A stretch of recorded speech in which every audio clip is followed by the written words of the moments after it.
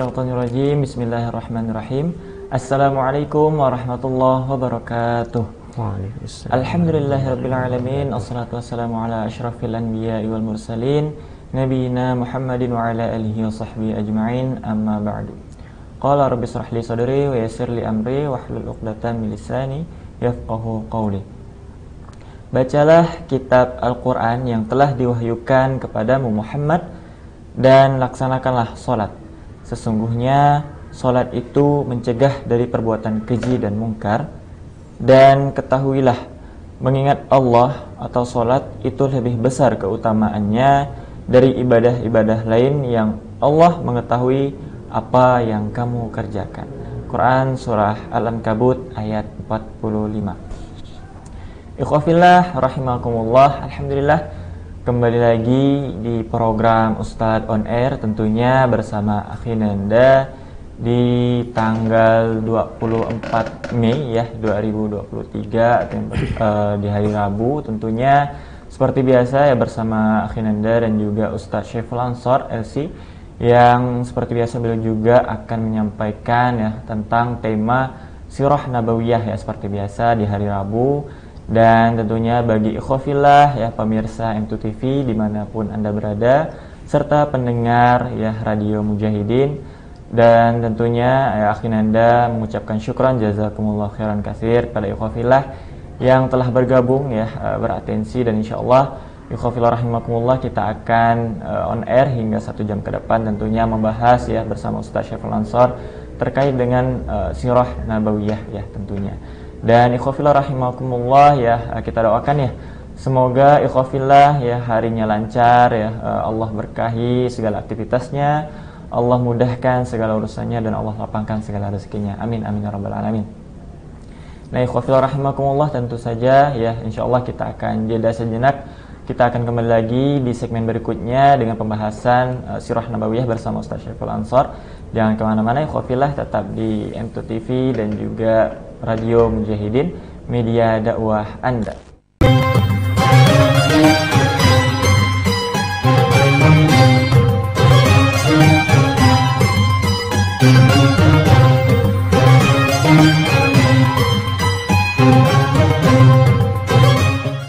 Alhamdulillahirrabbilalamin. Ikhwafillah pemirsa M2 TV dimanapun Anda berada, serta pendengar setia Radio Mujahidin, media dakwah Anda, kembali lagi bersama Akhi Nanda tentunya di program Ustadz On Air ya bersama Ustaz Syaiful Ansor LC, dan alhamdulillah ya beliau telah hadir di tengah-tengah kita, insyaallah akan menyampaikan ya materi seputar Sirah Nabawiyah.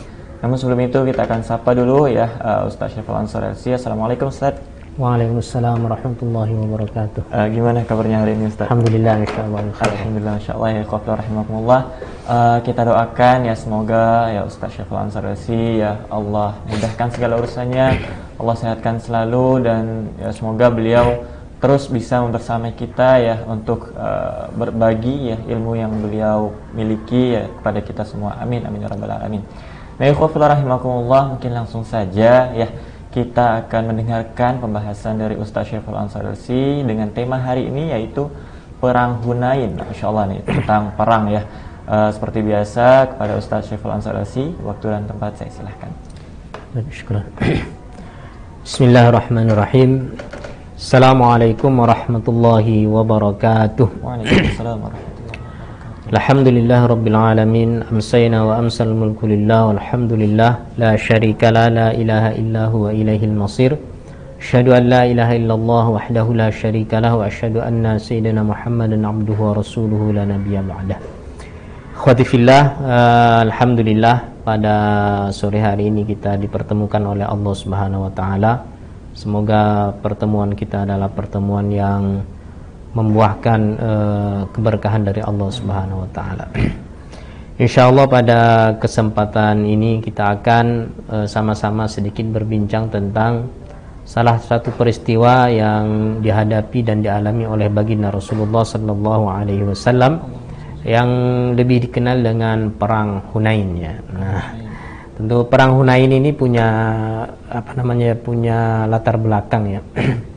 Jadi sebagaimana yang pernah kita ceritakan bahwa pada bulan Ramadan ya, pada tahun ke-8 Hijriah, Rasulullah Shallallahu Alaihi Wasallam melakukan salah satu gerakan yang namanya Fathul Makkah, pembebasan kota Makkah ya, dengan peristiwa-peristiwa yang terjadi sebelumnya ya kan, ada perjanjian Hudaybiyah, kemudian pelanggaran yang dilakukan oleh orang-orang Quraisy terhadap MOU kesepakatan tersebut. Kemudian Rasulullah Shallallahu Alaihi Wasallam melakukan gerakan bersama para sahabat beliau untuk melakukan pembebasan Al-Fath, pembebasan ya kota Mekah dari orang-orang Quraisy, dari kemusyrikan, sehingga Mekah itu berada dalam naungan tauhid ya. Langsung dari Rasulullah Shallallahu Alaihi Wasallam. Dan Fathu Mekah ini adalah kemenangan yang sangat besar ya, dari yang didapatkan oleh Rasulullah dan kaum muslimin. Makanya ayatnya inna fatahna laka fatham mubina, sesungguhnya kami telah memberikan kemenangan kepadamu dengan sebesar-besarnya, semenang-menangnya. Nah, Fathul Makkah itu adalah hari kemenangan. Kemudian walaupun pada awalnya sebagian para sahabat ya, atau ada oknum ya, oknum sahabat mengatakan bahwa hari ini adalah hari pembalasan, hari pertumpahan darah ya, karena saking dendamnya kalian dah cukup lama mereka dihalangi permusuhan yang cukup panjang gitu kan. Tapi Rasulullah Shallallahu Alaihi Wasallam mengatakan sekarang bukan hari pembalasan ya, tapi sekarang adalah hari kasih sayang. Makanya Rasulullah Shallallahu Alaihi Wasallam ya memaafkan seluruh orang-orang yang pernah memerangi beliau, kemudian memusuhi beliau, mengusir Rasulullah dan para sahabat sampai hijrah ke Madinah, dimaafkan oleh Rasulullah Shallallahu Alaihi Wasallam. Kalian sekarang semua bebas. Nah, ini tentu membuat iri sebagian orang-orang atau orang-orang musyrik yang belum berada di bawah kepemimpinan Rasulullah Sallallahu Alaihi Wasallam. Jadi ada suatu daerah ya di antara Mekah dan Taif gitu ya. Mereka melakukan gerakan ya, memobilisasi kekuatan ya. Mereka tidak rela bahwa Rasulullah Sallallahu Alaihi Wasallam itu menguasai Mekah. Maka mereka harus melakukan perlawanan, ya tidak mau nyerah bahasanya. Artinya kan sebenarnya ketika Mekah sudah dikuasai, bukan beban sih. Tugas Rasulullah Sallallahu Alaihi Wasallam, jalan dakwah selanjutnya itu sebenarnya agak lebih mudah ya. Kemarin kita sampaikan bahwa ada dua kekuatan yang harus diselesaikan ya. Kekuatan Yahudi yang ada di Madinah dan sekitarnya, dan itu sudah selesai dengan futuhnya Khaybar ya kan. Kemudian Mekah sebagai pusat peradaban Arab waktu itu, yang karena ada Ka'bah di sana gitu kan. Maka orang-orang Arab yang belum beriman ini tidak rela. Makanya mereka, Malik salah satu pemimpinnya, Malik bin Auf ya. Jadi dia memobilisasi seluruh kekuatannya, bukan hanya para lelaki yang diajak bergabung ya, tetapi para perempuan, anak-anak, harta kekayaan mereka dibawa semua ke medan perang gitu. Ke medan perang agar agar komitmen para pasukan itu untuk melakukan perlawanan, bukan untuk lari gitu kan. Karena kalau anak-anak dan istrinya masih ditinggalkan di rumah, mungkin dia masih berpikir kan, kalau saya meninggal nih siapa yang mau ngurus anak saya gitu kan. Nah, sehingga semangat untuk melakukan perlawanan, berjuang itu agak pudar. Makanya dia mengatakan anak-anak, perempuan dan seluruh harta dibawa sekalian. Intinya hidup mati kita sekarang lah. Gitu kan. Maka dia kekuatannya diarahkan semua, dan mereka masuk ke ke wilayah-wilayah, ke gunung-gunung gitu ya. Kemudian melakukan strategi untuk menghadapi pasukan Rasulullah Sallallahu Alaihi Wasallam. Dan ini terjadi pada bulan Syawal, karena Ramadan itu adalah Fathu Makkah, pembebasan kota Makkah. Kemudian masuk bulan Syawal, ketika Makkah sudah dikuasai, maka salah satunya ya ini melumpuhkan kekuatan selanjutnya ya, yang suatu saat mungkin bisa bangkit kembali kan kekuatan itu.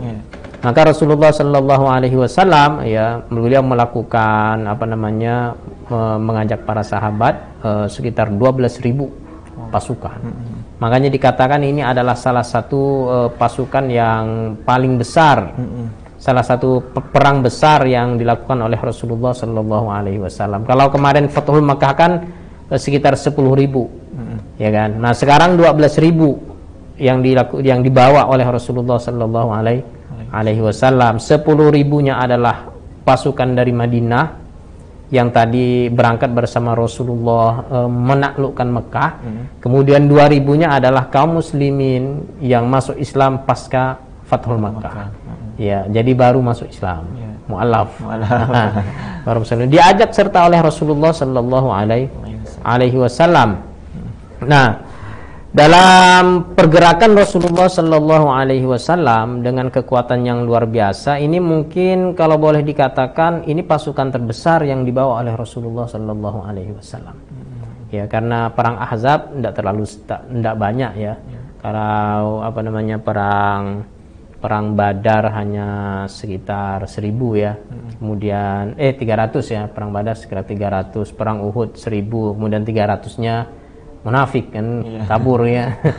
Nah, kemudian perang Ahzab sekitar 3.000-an, begitu. Nah, banyak. Ada ini Fathul Makkah 10.000. Nah, perang Hunain ini 12.000. Ya, 12.000, 10.000-nya pasukan yang memang berangkat dari Madinah. Kemudian 2.000-nya ini adalah orang-orang yang menyatakan keislamannya setelah Mekah dikuasai oleh Rasulullah Sallallahu Alaihi Wasallam. Nah, dalam perjalanan yang menuju tempat Hunain, nama tempatnya itu Hunain, lembah Hunain. Ia berangkat. Kita bisa bayangkan ya, ketika kita menyaksikan begitu besar pasukan yang berderet, ya, kemudian panjang kan, kalau kita misalnya anak kita naik ke atas, kemudian kita perhatikan gerakan pasukan luar biasa ini gitu kan. Banyak ini pasukan yang baru sekarang lah kita menyaksikan seperti ini, gitu kan. Nah, sampai-sampai terlontar ada sebagian oknum dari pasukan itu yang mengatakan hari ini kita tak mungkin dikalahkan. Teriak ke pasukan gitu, bangga gitu. Hari ini kita tidak mungkin bisa terkalahkan karena jumlah pasukan kita yang besar. Pasukan kita besar, persenjataan kita lebih lengkap. Kenapa? Karena memang sebelum melakukan berangkat ke Hunain, Rasulullah Sallallahu Alaihi Wasallam memasukkan seseorang ya, atau mata-mata ke pasukan musuh. Melihat kondisi musuh begitu seterusnya. Kemudian Rasulullah mendapatkan informasi ada salah satu tokoh ya, orang musyrik yang dia memiliki persenjataan yang lengkap, baju besi, persenjataan, dan itu disewa oleh Rasulullah Sallallahu Alaihi Wasallam. Ya, nanti kalau selesai perang akan dibalikkan, gitu. Sehingga pasukan Muslim tentu akan menambah kekuatan mereka kan. Nah, melihat kondisi seperti itulah ya, oknum di pasukan yang berangkat bersama Rasulullah Sallallahu Alaihi Wasallam itu mengungkapkan satu ungkapan yang luar biasa. Mungkin saking senangnya, saking semangatnya gitu ya. Hari ini kita tidak mungkin terkalahkan kata dia. Ya, karena jumlah kita banyak, jumlah musuh sedikit. Mungkin dia kebayang dulu waktu perang Badar, perang Ahzab itu kan, jumlah kita sedikit, kita menang. Nah, itu kan. Nah, bagaimana sekarang jumlah kita yang banyak gitu. Musuh terkuat kita orang Quraisy saja sudah dikalah, sudah dikuasai. Nah, ini nih kecil bahasanya mungkin ya. Ini kecil nih, gampang kita menyelesaikannya gitu kan. Nah, dalam kondisi seperti itu tiba-tiba strategi yang dibuat oleh Malik bin Auf ini cukup bagus ya.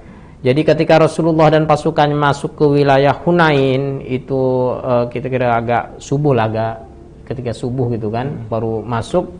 Jadi Malik ini dan pasukannya melakukan serangan mendadak. Serangan mendadak kan, mereka di atas kan, di atas di lorong-lorong gunung gitu kan. Jadi kita bayangkanlah bagaimana kalau musuh di bawah, mereka di atas kan, dihujani dengan anak-anak panah gitu seluruhnya, sehingga pasukan Rasulullah yang besar itu kocar-kacir. mundur, lari ke belakang. Melihat itu Rasulullah Shallallahu Alaihi Wasallam, kalau pasukannya mundur, Rasulullah tambah maju, tambah semangat gitu. Maju. Rasulullah katakan, saya adalah seorang nabi, saya adalah seorang rasul gitu. Kemudian Rasulullah berteriak, berkata kepada sahabatnya yang mendamping beliau, teriakkan kemana sahabat yang berbaiat di Baiatur Ridwan. Dipanggil mereka oleh Rasulullah, ya ashabus samroh, kata Rasulullah, ya sahabat yang berbaiat di ketika informasi Utsman terbunuh kan, berbaiat, kemudian janji setia untuk mati membela Rasulullah, membela darahnya Utsman. Dipanggil oleh Rasulullah. Baru sahabat yang kocar-kacir baru sadar, Rasulullah manggil gitu. Balik lagi. Kemudian Rasulullah teriakkan, kemana kaum Ansor, gitu kan? Sahabat Ansor.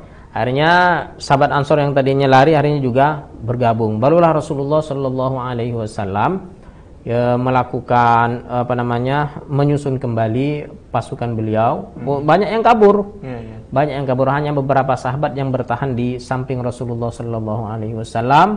Kemudian Rasulullah Shallallahu Alaihi Wasallam menenangkan pasukannya, memberikan semangat, baru mereka bergerak dan akhirnya pasukan Malik bin Auf ini bisa ditumpas dan mereka lari ke mana? Ke Taif, masuk ke benteng-benteng Taif. Jadi akhirnya perang Hunain ini akhirnya dimenangkan oleh pasukan Muslim. Rasulullah Shallallahu Alaihi Wasallam dan para sahabat, walaupun pada awalnya mereka mendapatkan pukulan yang sangat telak ya. Serangan mendadak sehingga membuat kaget pasukan, membuat orang kalau sudah kaget ya, kemudian nalarnya itu hilang, panik. Kemudian mereka lari, lupa dengan Rasulullah Shallallahu Alaihi Wasallam. Maka perlu dipanggil, diingatkan kembali oleh Rasulullah.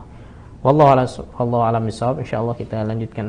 Masyaallah, ikhwafillah rahimakumullah, ya pembahasan yang sangat menarik sekali ya terkait dengan perang Hunain ini. Dan tentunya bagi ikhwafillah ya, jangan kemana-mana, insyaallah kita akan kembali setelah jeda-jeda berikut ini. Dan kemana-mana tetap di M2 TV dan Radio Mujahidin, media dakwah Anda.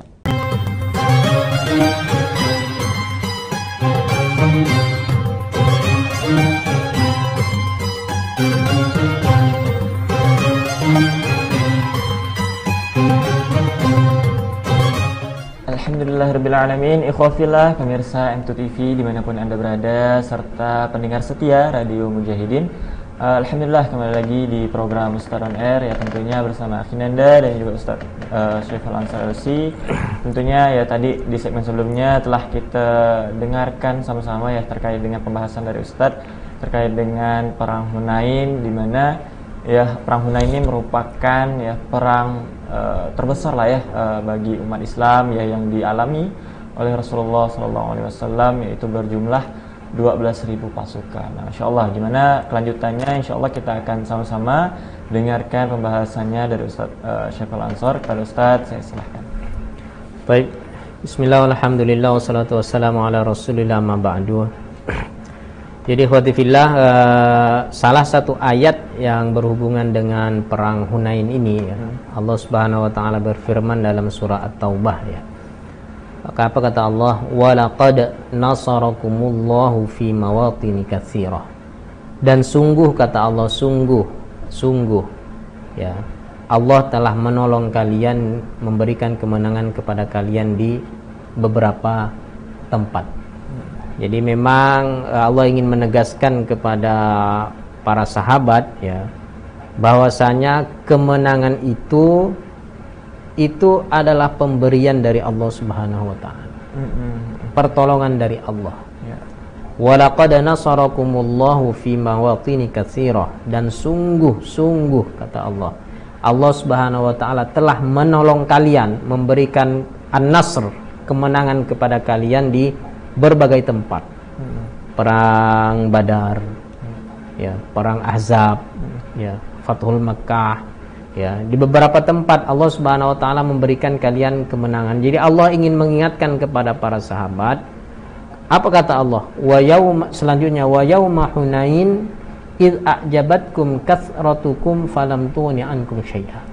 Dan ketika perang Hunain ya, ketika kalian kagum dengan jumlah yang banyak, maka jumlah yang banyak itu tidak memberikan manfaat kepada kalian sedikit pun. Jadi itu subhanallah ya. Jadi Allah Subhanahu wa taala memberikan teguran kepada para sahabat Rasulullah sallallahu alaihi wasallam. Ya, sehingga inilah sebenarnya kemenangan yang sebenar-benarnya gitu. Jadi pelajaran itu Allah Subhanahu wa taala turunkan, berikan kepada orang-orang terpilih, para sahabat Rasulullah, bahkan Rasulullah masih hidup di antara mereka gitu. Langsung Allah kasih pelajaran gitu. Kata Allah, ketika perang Hunain, ketika kalian kagum dengan jumlah yang banyak, ya, jumlah yang banyak itu tidak memberikan manfaat kepada kalian. Ini kan subhanallah, ini pelajaran iman ya. Jadi Allah Subhanahu wa taala ingin menegaskan bahwa silakanlah kita berlogika ya, main hitung-hitungan jumlah pasukan, perlengkapan ya, kemudian akomodasi, begitu seterusnya, silakan. Tapi kita jangan sampai menjadikan itu sebagai unsur terpokok bagi kita untuk mendapatkan jalan keluar, mendapatkan kemenangan. Ya, kemenangan itu dari mana? Wa laqad nasarakumullah. Allah yang memberikan kemenangan. Karena ini hubungannya dengan apa? Dengan akidah, dengan keimanan, ya. Jadi bahasa kasarnya ini, ketika mereka mengatakan bahwa menang itu disebabkan oleh jumlah, itu melepaskan campur tangan Allah ya. Kekuatan Allah Subhanahu wa taala. Jadi Allah ingin memberikan pelajaran kepada kita semua ya, bahwasanya keimanan kita, keyakinan kita itu harus kepada Allah Subhanahu wa taala.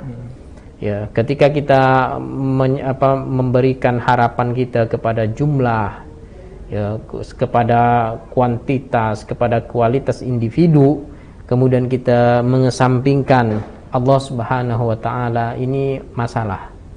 Makanya Allah Subhanahu wa taala mengatakan jumlah yang banyak itu tidak ada manfaatnya kalau imannya bermasalah. Karena itu dah permasalahan iman ya, kagum dengan jumlah. Ya, tidak meletakkan kemenangan bukan kepada Allah Subhanahu wa taala. Makanya dalam surah Al-Baqarah Allah katakan, kam min fi'atin qalilatin ghalabat fi'atan katsiratan biiznillah. Betapa banyak kelompok-kelompok yang kecil ya, yang mungkin secara kualitas, secara kuantitas, secara perlengkapan itu tidak terlalu didukung, terlalu kuat gitu, tapi dia mampu mengalahkan jumlah yang banyak. Jadi sekali lagi ini pelajaran yang sangat kuat ya. Jadi dalam segala proses kita ini, kalau kita ingin mengambil hikmah ya, kalau kita sebagai dai, mungkin kita ingin ingin berdakwah, ingin buka pondok pesantren lah misalnya, ingin buka apa ya, jangan kita niatkan aja itu karena Allah Subhanahu wa taala. Ya. Jadi insya Allah Allah yang memberikan jalan keluarnya. Allah yang jadikan ada masalah nanti Allah kasihkan solusi kepada kita. Tapi kalau hitung-hitungan kita hanya materi dunia, nanti akan berantakan. Ya, baru mau bergerak ini nanti pakai duit apa ya? Gitu kan. Nah, ini masalah. Jalan aja gitu kan. Langsung aja bergerak. Ya, serahkan kepada Allah Subhanahu wa taala. Allah yang akan, kita ini hanya wasilah. Ya, benar. Kita ini hanya wasilah yang mungkin Allah Subhanahu wa taala siapkan, tapi semua unsur kemenangan itu dari Allah Subhanahu wa taala. Ada tanpa ada kita, Allah tetap memberikan kemenangan kepada agamanya. Makanya Allah Subhanahu wa taala memberikan pelajaran yang sangat penting kepada para sahabat Rasulullah sallallahu alaihi wasallam ketika mereka mengatakan bahwa hari ini kita tidak mungkin kalah karena jumlah kita banyak. Gitu kan. Dulu jumlah kita sedikit kita menang. Nah, kan? Berarti apa, mereka mengatakan bahwa kemenangan itu kepada jumlah tadi itu. Jumlah. Ya, ini jumlah banyak, hebat-hebat, pengalaman perangnya udah gitu ya, udah cukup, perang Badar, perang Uhud, perang Ahzab gitu kan. Sekarang kemudian ditambah lagi bantuan dari Mekah kan, yang orang yang baru masuk Islam di Makkah itu kan ahli-ahli perang juga. Maksudnya hebat-hebat juga yang pada awalnya dulu menjadi lawan Rasulullah Sallallahu Alaihi Wasallam dalam medan perang, sekarang menjadi kawan, bersatu untuk menguasai satu wilayah. Tapi Allah katakan itu tidak ada walam yughni anhu syai'an, tidak ada manfaatnya di sisi Allah Subhanahu Wa Taala, karena tadi ininya bermasalah nih, ya iman. Jadi kemenangan yang sebenarnya adalah bagaimana kita meletakkan keyakinan kita kepada Allah Subhanahu Wa Taala. Kenapa perang Badar itu menang jumlah sedikit? Keyakinannya kepada Allah luar biasa. Ya, ketaatan para sahabat kepada Rasulullah Sallallahu Alaihi Wasallam, ya, kepada pimpinan gitu ya. Itu sudah seharusnya sudah menjadi pelajaran yang ini ya. Tapi karena memang biasanya orang itu kalau dia sudah pada posisi yang tinggi, dia kadang-kadang akan lalai, dia akan lupa. Ya. Ditambah lagi dalam pasukan itu ada orang-orang yang baru masuk Islam. Cara berpikirnya itu beda dengan yang mengalami perang Badar, ahli Badar, yang sudah bersama Rasulullah Sallallahu Alaihi Wasallam dari awal. Itu beda gitu ya. Makanya banyak yang ikut perang Hunain, ya, banyak yang ikut perang Hunain itu adalah mereka diantaranya adalah orang-orang yang baru taklif, baru dilembutkan hatinya oleh Rasulullah Sallallahu Alaihi Wasallam, mu'allaf, ya. Dia masuk Islam karena mungkin ikut-ikutan, ya. Oh, sekarang Mekah sudah dikuasai, kita mau ngapa lagi, ikut jalan, gitu, ikut arus, gitu kan. Oh, sekarang harapan, kemudian masa depan orang Quraisy. Musyrik Quraisy itu udah tidak ada masa depannya lagi. Kalau kita tetap bersama dengan orang Quraisy, kita dapat apa? Gitu kan? Mending ayo kita bergabung bersama Rasulullah Sallallahu Alaihi Wasallam, masuk Islam bersama Rasulullah, gitu kan? Yang mana Rasulullah itu jaminan masa depannya itu lebih cemerlang, lebih bagus, gitu kan? Yahudi sudah dikuasai, sekarang Mekah sudah dikuasai, dan orang Arab itu, orang-orang musyrik Arab itu, dalam pandangan mereka ketika berinteraksi dengan dengan orang-orang Romawi yang ketika berdagang itu, mereka itu udah yakin gitu bahwa kekuasaan Rasulullah SAW, kalau boleh kita katakan kekuasaannya itu kan nubuah sebenarnya kan. Cuman dalam pandangan mereka kekuasaan yang dibangun oleh Rasulullah Sallallahu Alaihi Wasallam itu nanti bukan hanya di Mekah Madinah, tapi ini nanti sampai ke Romawi, sampai menguasai Kaisar Romawi, kemudian Kisra Persia nanti akan dikuasai. Dan itu mereka tahu ya, karena mereka berinteraksi dengan tokoh-tokoh Romawi dan Persia. Tapi tadi karena masih ada yang melihat situasi ini, ada sebagian yang melihat situasi ini gitu kan, ikut-ikut. Oh, orang-orang musyrik Mekah posisi masih kuat, kita bersama mereka aja gitu kan. Tapi ketika Fathul Makkah, posisi musyrik sudah lemah, mau tidak mau dia ikut arus. Itu hatinya beriman, tapi keyakinan dia mantapnya dengan risalah yang dibawa oleh Rasulullah ini belum terlalu kuat. Nah, ketika berhadapan dengan kondisi seperti itu bersama pasukan Rasulullah Sallallahu Alaihi Wasallam, ya mungkin pantaslah kalau ada ungkapan seperti itu. Ya, bahwa hari ini kita tidak mungkin terkalahkan karena jumlah kita yang banyak, gitu. Mungkin mudah-mudahan itu tidak keluar dari lisannya kaum Muhajirin dan Ansar yang sudah awal membela Rasulullah bersama Rasulullah dan melihat betul mukjizat kenabian itu dilihat betul gitu kan.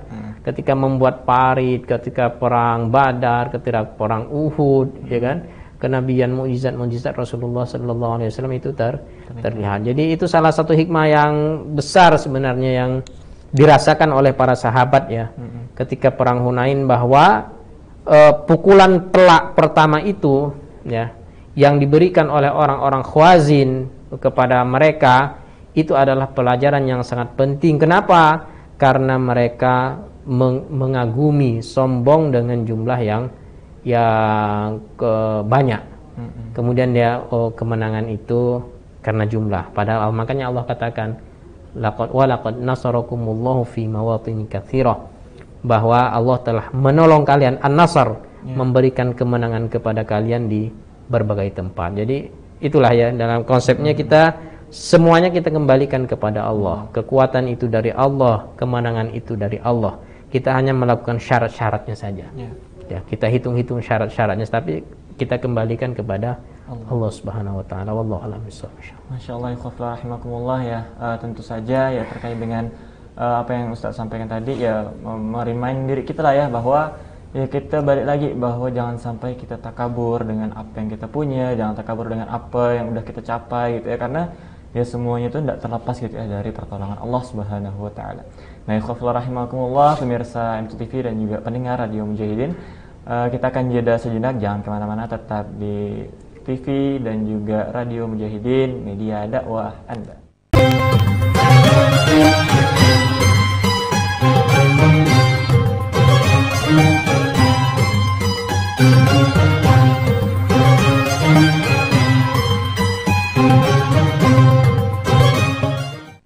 Alhamdulillahirrabbilalamin, ikhwafillah, pemirsa MCTV dan juga pendengar setia Radio Mujahidin, media dakwah Anda. Tentunya ya tadi kita telah dengarkan ya pembahasan dari Ustadz Syaiful Ansor LC terkait dengan perang Hunain ya, dimana merupakan salah satu perang terbesar ya bagi umat Islam yang pernah dialami oleh Rasulullah SAW, dan tentunya ya banyak sekali hikmah yang bisa kita ambil gitu ya dari peristiwa perang Hunain ini. Nah, mungkin kita akan dengarkan ya closing statement lah ya dari Ustadz Syaiful Ansor LC terkait dengan tema yang kita bahas hari ini. Kepada Ustadz, saya silakan. Baik, bismillah, alhamdulillah, wassalatu wassalamu ala rasulillah, ma ba'du, ikhwati fillah. Jadi perang Hunain ini termasuk perang yang agak belakang ya, setelah berbagai kejadian dialami oleh Rasulullah sallallahu alaihi wasallam. Dan dia juga termasuk perang yang secara kuantitas ya, kaum muslimin adalah memiliki pasukan yang lebih besar, banyak dibandingkan musuh. Kemudian di perang Hunain ini juga Allah Subhanahu wa taala bukan hanya memberikan kemenangan ya, tapi juga Allah Subhanahu wa taala memberikan ghanimah, harta rampasan yang begitu besar didapatkan oleh Rasulullah sallallahu alaihi wasallam ya. Memang di ghanimah ini ada yang cukup menarik ya, yang kalau mau diambil pelajaran ya, bahwasanya setelah Rasulullah sallallahu alaihi wasallam menyelesaikan perang ya, waktu itu memang musuh berlindung di benteng Taif ya, tapi Rasulullah memang tidak menyelesaikan perang ini. Maksudnya tidak selesai menguasai Taif, Rasulullah tinggalkan, termasuk pimpinan Hawazin, Malik bin Auf itu berada di Taif ya, berlindung di sana ya. Tapi karena memang tujuannya bukan hanya untuk perang ya, bagaimana orang itu dapat hidayah. Makanya ketika oleh para sahabat, ya Rasulullah, kita selesaikan ini gitu. Kita, ya Allah, ya Rasulullah, berdoalah untuk kehancuran Bani Saqif. Ya, Saqif itu penduduk yang ada di Taif. Rasulullah tidak berdoa seperti itu. Malah kata Rasulullah, ya Allah, berilah hidayah kepada penduduk Taif. Ya, Rasulullah bukan berdoa agar mereka dihancurkan ya, tapi agar mereka diberikan hidayah. Memang betul. Setelah itu Rasulullah SAW dalam perjalanan ketika bertemu dengan berdialog dengan salah satu musuh yang masuk Islam, Rasul katakan kepada pimpinan mereka Malik bin Auf itu, kalau dia datang kepadaku dan menyatakan keislamannya, kata Rasulullah, maka keluarganya akan saya kembalikan, kemudian hartanya akan saya kembalikan, kemudian mau saya tambah 100 ekor unta lagi untuk dia. Kata Rasulullah sallallahu alaihi wasallam ya, melihat ini kan tawaran ya. Tawaran Rasulullah sallallahu alaihi wasallam ya. Memang Rasulullah itu beliau tetap menghormati, mendudukkan seseorang sesuai dengan posisinya walaupun dia tidak beriman. Jadi walaupun dia sebagaimana Abu Sufyan ya ketika Fathul Mekah, Rasulullah tempatkan dia sebagai sosok yang tinggi, yang dihormati oleh kaumnya. Termasuk Malik bin Auf ini Rasulullah kasih tawaran kepada beliau, betul. Beliau akhirnya datang kepada Rasulullah kemudian menyatakan keislamannya, dan Islamnya bagus setelahnya. Jadi hidayah itu datang dari Allah Subhanahu wa taala. Tujuan yang dilakukan oleh Rasulullah sallallahu alaihi wasallam itu bukan hanya semata-mata perang kemudian selesai. Tapi bagaimana masyarakat orang-orang itu menerima Islam? Ya, jadi Rasulullah itu walaupun punya kesempatan untuk membalas dendam, Rasulullah tidak balas dendam. Sebagaimana peristiwa di Fathul Makkah. Rasulullah sudah menguasai, gampang kata Rasulullah kalau mau ya, si fulan karena telah membunuh ini penggal, kan mudah sebenarnya kan. Tapi enggak, justru ketika Rasulullah mendapatkan kekuasaan itu, Rasulullah memberikan maafnya kepada seluruhnya. Antum mutlaqo, kalian sekarang bebas. Jadi tujuannya bukan hanya perang. Jadi Rasulullah menginginkan mereka itu dapat hidayah masuk Islam. Ya, akhirnya betul orang-orang yang memusuhi Rasulullah hendak dibunuh. Akhirnya mereka menyatakan keislamannya. Salah satunya termasuk ya penduduk Taif itu. Ya, hendak diselesaikan perangnya oleh Rasulullah. Rasulullah kembali, tapi setelah itu mereka menyatakan datang kepada Rasulullah kemudian masuk Islam. Ya, jadi sejahat-jahat apapun orang ya, jangan disumpahin ya, kesan itu ya. Doakan agar dia dapat hidayah. Ya, kadang-kadang kita nih tak adil. Tak adil tuh misalnya gini ya, dalam satu kasus ya, kita melihat ada orang yang mungkin bukan kelompok kita gitu. Dia melakukan sesuatu yang tidak baik, lalu kita senang di dalam hati kita. Padahal dia muslim ya, misalnya dia muslim. Itu ada masalah dalam hati kita misalnya kalau seperti itu. Kita senang dengan bencana yang didapatkan oleh saudara kita. Ya, walaupun dia bukan satu kelompok dengan kita. Tapi kalau dia muslim, ya doakan aja dia biar mendapat biar Allah memperbaiki kondisinya. Ya, jangan kita malah senang. Ya. Itu hidayah dari Allah Subhanahu wa taala ya. Jadi kita tidak pernah putus asa ya untuk memohon kepada Allah agar orang-orang diberikan hidayah, bahkan orang-orang yang mungkin menurut kita sangat berbahaya terhadap kita pribadi ataupun kepada dakwah. Kita doakan aja.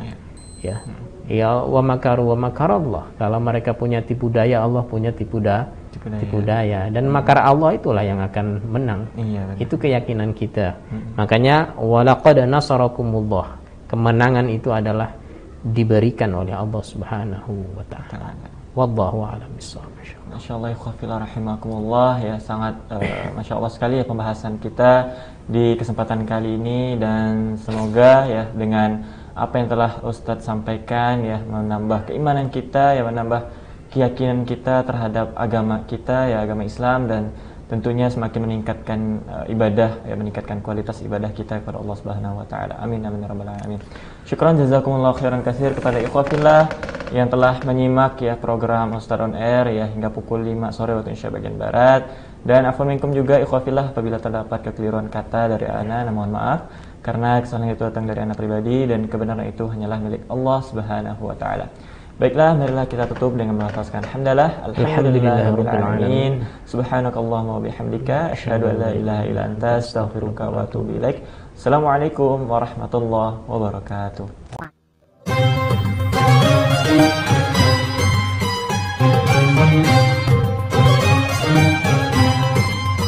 Thank you.